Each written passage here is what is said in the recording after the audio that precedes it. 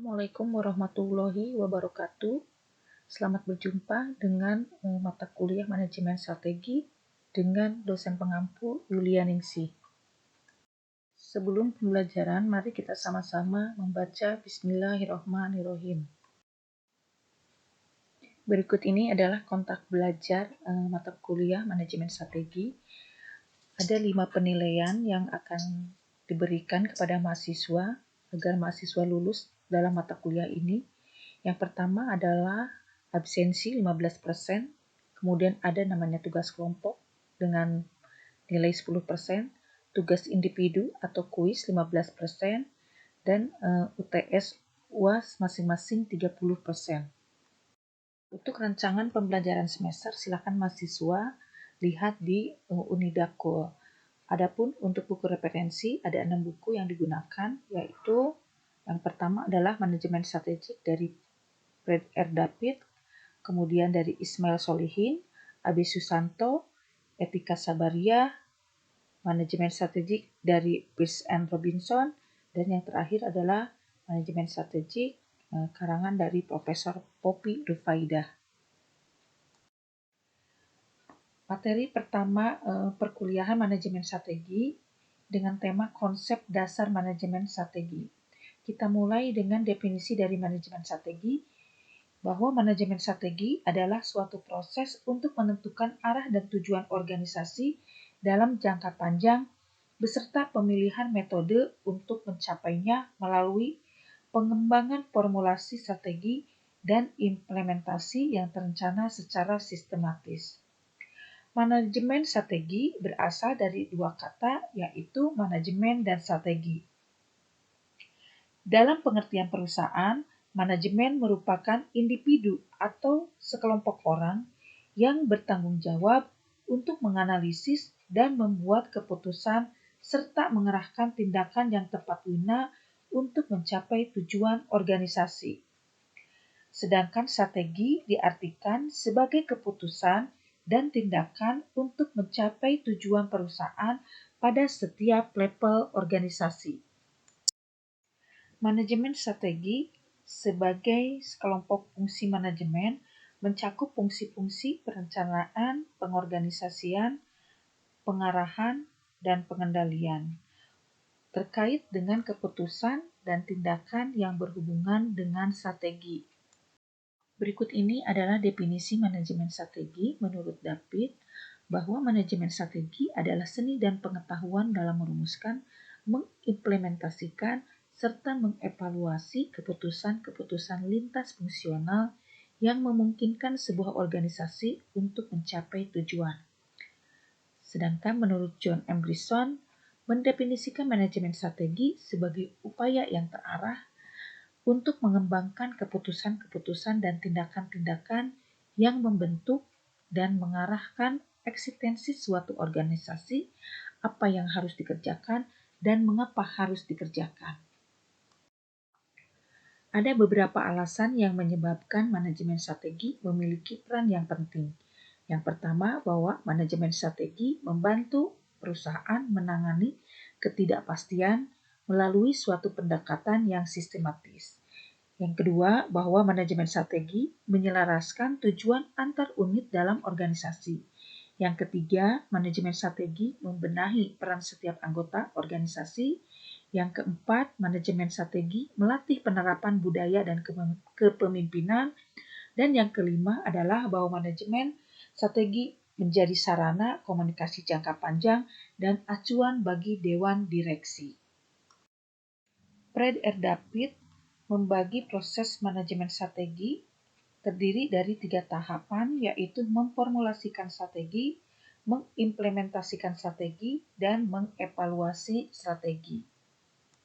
Tahap memformulasikan strategi antara lain menetapkan visi dan misi, mengidentifikasikan peluang dan tantangan yang dihadapi organisasi dari sudut pandang eksternal, kemudian menetapkan kelemahan dan keunggulan yang dimiliki organisasi dari sudut pandang internal, menyusun rencana jangka panjang, membuat strategi-strategi alternatif, dan memilih strategi tertentu yang akan dicapai.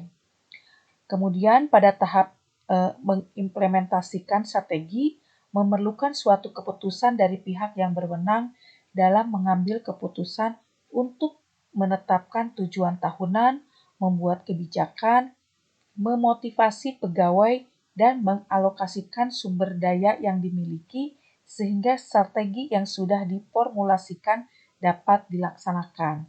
Pada tahap ini dilakukan pengembangan strategi pendukung budaya, merencanakan struktur organisasi yang efektif, mengatur ulang usaha pemasaran yang dilakukan, mempersiapkan budget, mengembangkan dan utilisasi sistem informasi, serta menghubungkan kompensasi karyawan terhadap kinerja organisasi. Mengimplementasikan strategi seringkali disebut sebagai action stage dari manajemen strategi. Pengimplementasian strategi memiliki maksud memobilisasi para pegawai dan manajer untuk menerjemahkan strategi yang sudah diformulasikan menjadi aksi. Tahap evaluasi strategi adalah tahap terakhir dalam manajemen strategi. Para manajer sangat perlu untuk mengetahui ketika ada strategi yang sudah diformulasikan tidak berjalan dengan baik. Evaluasi strategi memiliki 3 aktivitas fundamental, yaitu mereview faktor-faktor internal dan eksternal yang menjadi dasar untuk strategi saat ini, mengukur performa, dan mengambil langkah korektif.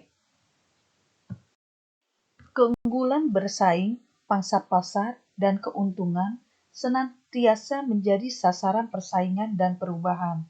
Dalam hal ini, strategi bertujuan menghalangi pesaing serta melindungi keunggulan yang dimiliki perusahaan saat ini. Bisnis harus terus-menerus melakukan investasi pada aset-aset dan kapabilitas baru.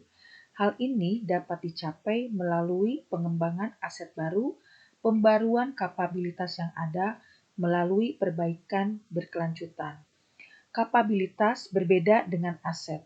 Kapabilitas tertanam sangat dalam pada rutinitas dan praktek-praktek organisasi sehingga hal tersebut tidak dapat diperdagangkan atau ditiru. Kapabilitas memiliki 4 dimensi. Yang pertama adalah akumulasi pengetahuan dan keterampilan karyawan. Yang kedua, pengetahuan yang tertanam dalam sistem teknis, termasuk perangkat lunak, database, dan prosedur formal. Yang ketiga, sistem manajemen yang berlaku untuk menciptakan dan mengendalikan pengetahuan. Yang keempat, nilai-nilai dan norma-norma yang memandu informasi-informasi apa saja yang akan dikumpulkan, jenis-jenis informasi apa saja yang dipandang paling penting, dan bagaimana cara memanfaatkannya.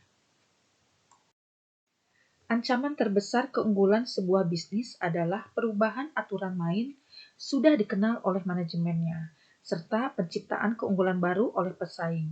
Keunggulan juga dapat tergerus oleh tekanan eksternal akibat datangnya pesaing dari luar yang dapat memindahkan kapabilitas yang terasah dengan baik dari pasar yang berkaitan. Terdapat 5 kondisi yang dapat meningkatkan keunggulan suatu aset dan kapabilitas sumber daya. Yang pertama, sumber daya tersebut bernilai tinggi dan memiliki kontribusi terhadap penilaian konsumen. Contohnya adalah sumber daya perusahaan dalam bentuk keterampilan untuk melakukan penelitian dan pengembangan produk baru. Samsung yang saat ini rajin mengeluarkan aneka telepon pintar adalah salah satu contohnya. Yang kedua, tahan lama dan tidak mudah usang karena adanya perubahan teknologi, pergeseran, kebutuhan konsumen, dan menurunnya ketersediaan aset yang tidak dapat diperbaharui. Contohnya adalah bahan bakar minyak dan gas. Kemudian yang ketiga adalah kausal ambiguitas dalam kompetisi antara sumber daya unggulan. Yang keempat, walaupun kompetitor memahami keunggulan sumber daya tersebut, mereka tetap tidak dapat menduplikasinya karena mereka tidak dapat menemukan aset atau kapabilitas yang sama ataupun tidak dapat menemukan Sumber daya yang berbeda tetapi memiliki kegunaan yang sama. Kelima, penggerak awal mampu menghalangi kemampuan duplikasi dengan cara melakukan ancaman akan melakukan pembalasan. Hal yang paling utama ketika ingin meniru strategi perusahaan kompetitor adalah dengan mengetahui sumber daya yang menjadi unggulan perusahaan tersebut dan menentukan sumber daya lain yang dibutuhkan untuk menyaingi atau meningkatkan kualitas produk yang sudah ada. Perencanaan strategik adalah bagian dari manajemen strategik. Perencanaan strategik boleh dikatakan sebagai lagu wajib bagi perusahaan maupun organisasi lainnya. Namun kenyataannya masih banyak perusahaan ataupun organisasi yang belum merumuskan perencanaan strategik ini dengan baik, apalagi menjalankannya. Maka masih banyaklah perusahaan dan organisasi yang hanya bersikap reaktif terhadap berbagai perubahan yang tak terduga. Energi mereka habis hanya untuk mengatasi masalah-masalah yang muncul ketimbang mengantisipasi tantangan yang akan mereka hadapi di masa depan. Dalam perencanaan strategik, sebuah organisasi atau perusahaan melakukan proses pendefinisian strategi dan membuat keputusan mengenai pengalokasian sumber daya guna menjalankan strategi tersebut. Perencanaan strategik memiliki 3 tahapan utama. Fase pertamanya adalah menyelaraskan kepentingan organisasi dengan kepentingan para pemangku kepentingan, yaitu setiap pihak yang berkontribusi serta terkena dampak dari berbagai aktivitas yang dilakukan organisasi. Yang kedua adalah memformulasikan atau merumuskan strategi organisasi, dan yang ketiga adalah menyusun rencana bisnis untuk mengimplementasikan rencana yang sudah disusun. Pemangku kepentingan sebuah perusahaan dapat dibedakan ke dalam 2 kelompok, yaitu kelompok pemangku kepentingan primer dan kelompok yang kedua adalah pemangku kepentingan sekunder. Pemangku kepentingan primer adalah pihak-pihak yang tanpa partisipasi aktif mereka, maka perusahaan tidak akan bisa beroperasi. Contohnya mencakup pelanggan yang menjadi sumber pendapatan perusahaan, karyawan yang mendedikasikan kompetensinya, pemegang saham dan kreditor sebagai penyedia dana, dan pemasok sebagai penyedia bahan mentah. Sementara pemangku kepentingan sekunder adalah pihak-pihak yang berpengaruh terhadap atau dipengaruhi oleh perusahaan, namun mereka tidak terlibat dalam aktivitas perusahaan. Meski demikian, kehadiran para pemangku kepentingan sekunder ini terbukti dapat menentukan nasib dan pengambilan keputusan perusahaan, mengingat kemampuan mereka dalam membentuk opini publik dan mempengaruhi para pemangku kepentingan primer, terutama dalam era komunikasi elektronik seperti saat ini, di mana keterbukaan semakin menjadi keharusan dan informasi mudah diakses dan melimpah ruah kuantitasnya berkat kemajuan teknologi informasi dan komunikasi. Termasuk ke dalam golongan pemangku kepentingan sekunder adalah pemerintah, lembaga swadaya masyarakat atau LSM, komunitas sekitar, dan media massa. Pemerintah sebagai pihak yang dibuat amanat untuk melindungi serta meningkatkan kesejahteraan masyarakat, memiliki wewenang dan membuat peraturan yang akan berpengaruh pada aktivitas pemasaran.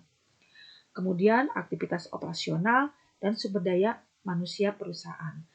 LSM dikenal rajin melontarkan kritik terhadap aneka langkah yang ditempuh perusahaan, terutama yang berkaitan dengan lingkungan hidup dan kesejahteraan masyarakat lokal. Aspirasi komunitas lokal tentu tidak boleh diabaikan. Sebagai contoh, niat sebuah perusahaan untuk mendirikan pabrik di sebuah lokasi bisa terganjal oleh munculnya protes dari komunitas lokal yang menganggap pabrik yang didirikan akan menimbulkan polusi udara dan tanah.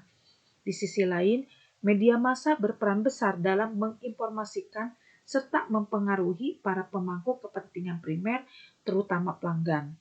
Media massa juga kerap mampu membentuk persepsi publik.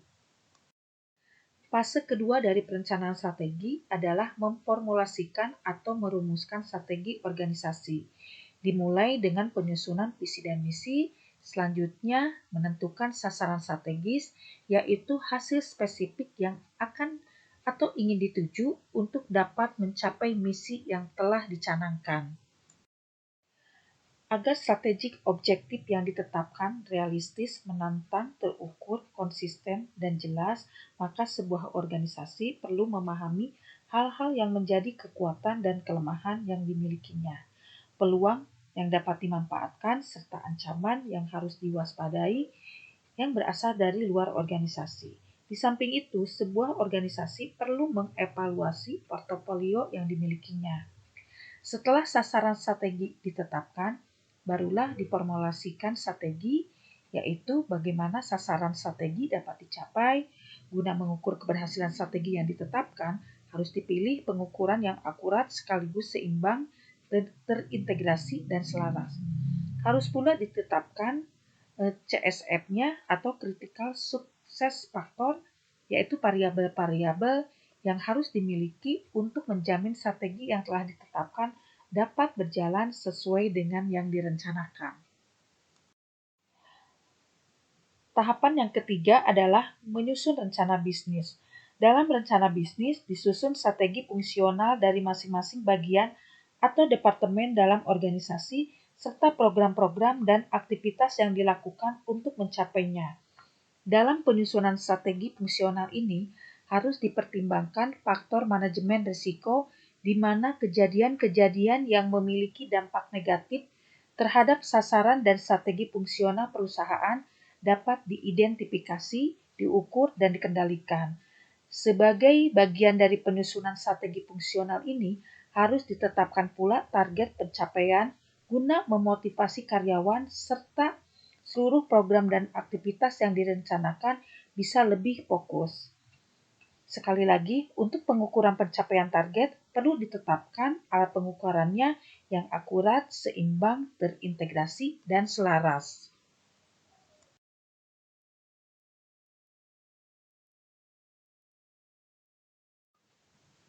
Tahapan yang keempat adalah mengimplementasikan rencana yang telah disusun. Hasil pengimplementasian ini kemudian dievaluasi apakah sudah sesuai dengan rencana yang sebelumnya disusun. Dalam rangka pengimplementasian strategi inilah kemudian disusun struktur organisasi yang sesuai.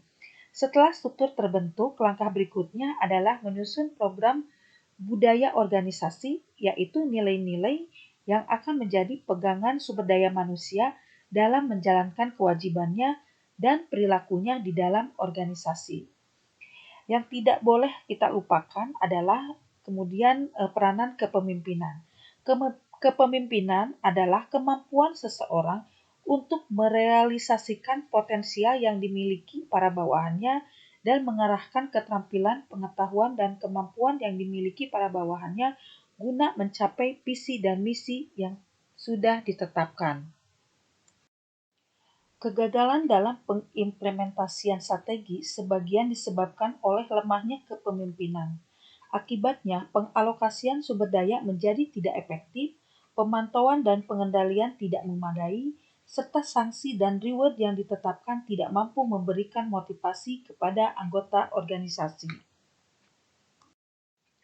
Kegagalan mengimplementasikan strategi secara efektif juga sering terkait dengan masalah komunikasi, ekspektasi, dan opini yang ada di sekitar perencanaan strategik tidak dikomunikasikan secara terbuka, lengkap, dan efektif. Setiap tindakan yang dilakukan dalam rangka mencapai strategic objektif harus tercakup dalam rencana komunikasi. Komunikasi sebaiknya dilakukan secara berulang-ulang. Efektivitas komunikasi sesungguhnya bukan ditentukan oleh pesan yang disampaikan, tetapi diukur oleh sejauh mana penerima memahami pesan yang disampaikan. Komunikasi lebih dari sekedar penyampaian melalui kata-kata atau gambar, namun juga harus dilakukan dengan cara memberi contoh atau teladan. Guna membangun komunikasi korporat internal yang efektif, organisasi perlu memberikan tanggung jawab yang lebih luas kepada karyawannya dalam proses pengambilan keputusan. Visi dan misi merupakan elemen penting dalam manajemen strategik. Sebuah visi berisi pernyataan singkat dan jelas mengenai tujuan organisasi dan bagaimana mencapainya pada suatu titik waktu di masa depan. Visi adalah sebuah gambaran mengenai tujuan dan cita-cita di masa depan yang harus dimiliki organisasi sebelum organisasi itu menyusun rencana untuk mencapai cita-cita tersebut. Sebuah visi harus mampu memberikan motivasi dan inspirasi bagi sejumlah besar orang untuk melakukan perubahan dan bagi karyawan untuk memberikan kinerjanya yang terbaik. Ada 3 keuntungan bagi organisasi bila semua orang berkomitmen terhadap visi yang ditetapkan. Yang pertama, karyawan akan memiliki tujuan bersama dan bersedia menerima perubahan, tantangan, dan kesulitan. Yang kedua, akan lebih banyak lagi tanggung jawab yang dapat didelegasikan. Dengan demikian, karyawan dapat lebih diberdayakan dan diberikan lebih banyak keleluasaan untuk mengendalikan pekerjaannya. Dan yang ketiga, orang-orang akan lebih kreatif dan akan memberikan serta menyumbangkan lebih banyak ide. Agar efektif sebagai sarana memotivasi anggotanya, sebuah visi harus memberikan kesan yang kuat. Organisasi harus memformulasikan visi yang mampu membedakan dari organisasi lain. Visi harus bersifat menantang, artinya tidak boleh terlalu mudah dicapai dan hanya dapat dicapai melalui strategi yang benar. Jika visi itu dapat dicapai tanpa strategi yang tepat, kerja keras dan waktu yang panjang berarti visi tersebut terlalu mudah. Sebuah visi bisa saja pendek, namun harus kaya dalam detailnya. Tujuannya adalah agar kita memiliki sebuah gambaran yang dapat dibayangkan. Namun, sebuah visi bukanlah sesuatu yang statis. Sebuah organisasi bisa saja membuat visi yang baru tatkala para eksekutif dan karyawannya memiliki pandangan yang berbeda-beda mengenai tujuan dan prioritas organisasi. Visi yang baru juga diperlukan apabila terasa berkembangnya sikap apatis dari segenap anggota organisasi, terus melorotnya posisi dan kinerja organisasi, dan hilangnya kebanggaan terhadap organisasi. Terdapat sederet manfaat dari sebuah visi yang baik, di antaranya adalah untuk mendorong organisasi lebih paham terhadap kondisi lingkungan internal dan eksternalnya, kemudian memahami wujud organisasi yang ideal di masa depan, merekatkan organisasi untuk membangun kerjasama dan menghindari konflik, menetapkan fokus yang lebih jelas, menjadi alat untuk menelusuri hal-hal yang memerlukan perubahan di masa depan yang lebih baik, dan menyederhanakan proses pengambilan keputusan. Visi juga dapat membantu manajemen dalam membentuk, mengarahkan, dan mengkoordinasikan perilaku para anggota organisasi. Tidak sedikit organisasi yang gagal mewujudkan visinya.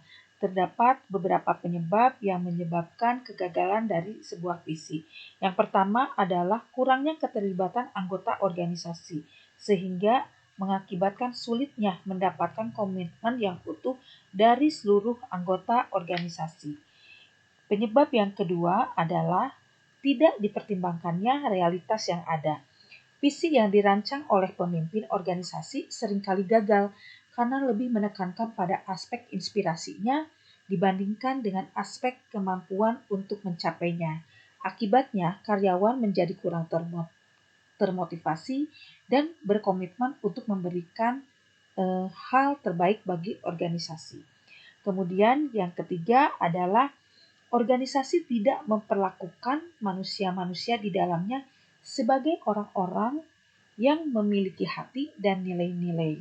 Visi hanya fokus kepada ukuran finansial seperti profitabilitas sehingga akan gagal membangkitkan emosi dan komitmen dari anggota organisasi. Kemudian, sebuah visi tidak mungkin terwujud tanpa adanya dukungan dari karyawan yang bertalenta tinggi. Sayangnya, masih banyak pemimpin organisasi yang kurang peduli terhadap pentingnya pengenalan dan pengembangan talenta. Pertarungan politik dalam organisasi juga menghalangi terwujudnya visi organisasi. Akibatnya, anggota organisasi lebih sibuk dengan agenda politik untuk memperebutkan kekuasaan dan sumber daya ketimbang berkonsentrasi mewujudkan cita-cita bersama organisasi. Jika visi adalah impian yang bercampur dengan kenyataan, misi adalah cara untuk menghadirkan impian tadi menjadi kenyataan. Bahkan kalau digunakan kata yang lebih kuat, misi adalah reason for being. Mengapa perusahaan ada? Misi merupakan justifikasi keberadaan perusahaan di masyarakat. Suatu perusahaan jika tidak ada justifikasinya tidak akan bisa tetap eksis. Jadi, selain menjembatani agar visi dapat terrealisasi, misi juga mempunyai fungsi menyampaikan keberadaan perusahaan guna memperoleh hak untuk hidup di tengah-tengah masyarakat. Sebuah pernyataan misi yang bagus harus secara akurat menjelaskan mengapa organisasi tersebut perlu ada dan apa yang diharapkan akan dicapai organisasi tersebut di masa depan. Pernyataan misi mengartikulasikan sifat-sifat utama, nilai-nilai, dan aktivitas perusahaan. Pernyataan misi juga harus mampu menumbuhkan keyakinan bagi para anggota organisasi, serta mampu pula mengekspresikan tujuan organisasi dengan cara yang dapat memberikan inspirasi, komitmen, inovasi, dan keberanian. Pernyataan misi dapat berbentuk ide mulai dari yang paling sederhana sampai dengan yang paling kompleks. Pernyataan misi yang disusun harus bersifat realistis, yaitu tidak terlalu sempit dan tidak terlalu luas. Pernyataan misi juga harus spesifik, singkat, dan memiliki fokus yang tajam. Terdapat beberapa tujuan pernyataan misi perusahaan. Yang pertama adalah memastikan adanya kesamaan tujuan dalam organisasi. Yang kedua adalah sebagai dasar untuk memotivasi pemanfaatan sumber daya perusahaan. Yang ketiga adalah sebagai dasar atau standar bagi pengalokasian sumber daya organisasi. Yang keempat, membangun sebuah iklim bagi organisasi, misalnya untuk menentukan jenis operasi bisnis. Yang kelima, sebagai bentuk fokus untuk menentukan siapa saja yang dapat mengidentifikasikan tujuan dan arah organisasi dan siapa saja yang tidak dapat melakukannya. Yang keenam, sebagai fasilitas untuk menerjemahkan tujuan dan arah organisasi ke dalam struktur kerja yang melibatkan pelimpahan tugas dan tanggung jawab kepada elemen-elemen yang ada di dalam organisasi. Yang ketujuh, menjelaskan secara spesifik dari organisasi dan menerjemahkan tujuan ini ke dalam sasaran sebuah cara di mana biaya, waktu, parameter, kinerja dapat dinilai dan dapat dikendalikan. Sebuah pernyataan misi yang baik secara jelas akan menggambarkan siapa pelanggan organisasi serta produk dan layanan apa yang akan diberikan. Pernyataan misi yang bagus haruslah berfokus pada pemenuhan kebutuhan pelanggan, bukan berfokus pada produk. Pernyataan misi seharusnya merefleksikan ekspektasi pelanggan karena hanya dengan terpenuhinya harapan pelanggan inilah kemungkinan tercapainya tujuan organisasi akan kian meningkat. Sebuah pernyataan misi haruslah didasarkan pada keunggulan kompetitif dan kompetensi inti perusahaan. Keunggulan kompetitif sebuah organisasi berasal dari sumber daya dan keahlian yang unik yang dimiliki organisasi tersebut untuk mengimplementasikan strategi yang menghasilkan nilai yang tidak dimiliki atau tidak mampu diimplementasikan oleh pesaing secara efektif. Seperti halnya visi organisasi, pernyataan misi yang dirancang ditujukan untuk membantu memandu jalannya organisasi, bukan untuk mengunci perusahaan ke dalam suatu keputusan tertentu. Lalu bagaimana pernyataan misi dimanfaatkan guna mendorong kemajuan organisasi? Yang pertama, pernyataan misi yang telah disusun tersebut harus digunakan dalam berkomunikasi, baik dengan pihak internal maupun dengan pihak eksternal.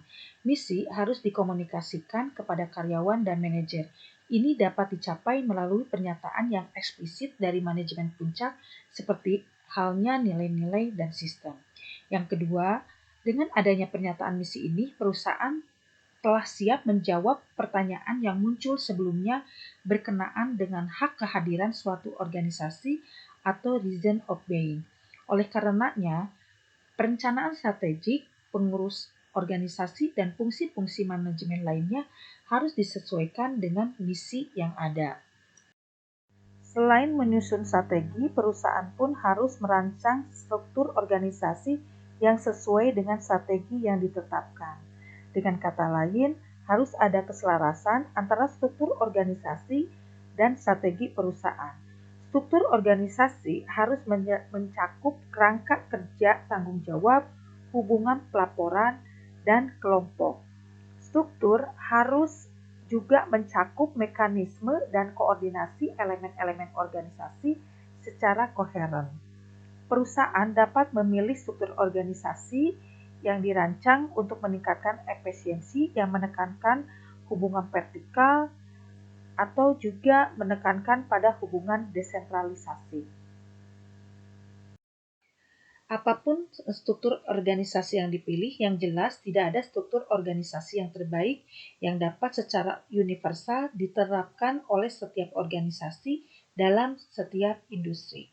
Struktur organisasi harus disesuaikan dengan tujuan, sasaran, perkembangan lingkungan, dan strategi yang ditetapkan. Saat ini masih banyak perusahaan yang menerapkan struktur organisasi yang sentralis dan hierarkis dengan banyak aturan. Selama struktur tersebut mampu mengakomodasi strategi yang ditetapkan, hal ini bukan masalah. Dalam usaha menyelaraskan struktur organisasi dengan strategi perusahaan, satu hal yang tak boleh dilupakan adalah bahwa strategi harus lebih dahulu ditetapkan sebelum struktur organisasi dirancang. Namun, yang kerap terjadi justru sebaliknya. Struktur organisasi sudah ada terlebih dahulu sebelum strategi disusun. Hal ini tentu akan menimbulkan ketidakselarasan antara struktur organisasi dengan strategi perusahaan. Strategi yang tepat dengan dukungan struktur organisasi yang sesuai menjadi salah satu syarat terwujudnya visi, misi, dan sasaran perusahaan baik dalam jangka panjang maupun dalam jangka pendek. Materi mengenai konsep dasar manajemen strategi sudah selesai. Mari kita sama-sama mengucapkan alhamdulillahirabbil alamin. Wallahu yaqulul haq wa huwa yahdis sabil. Wassalamualaikum warahmatullahi wabarakatuh.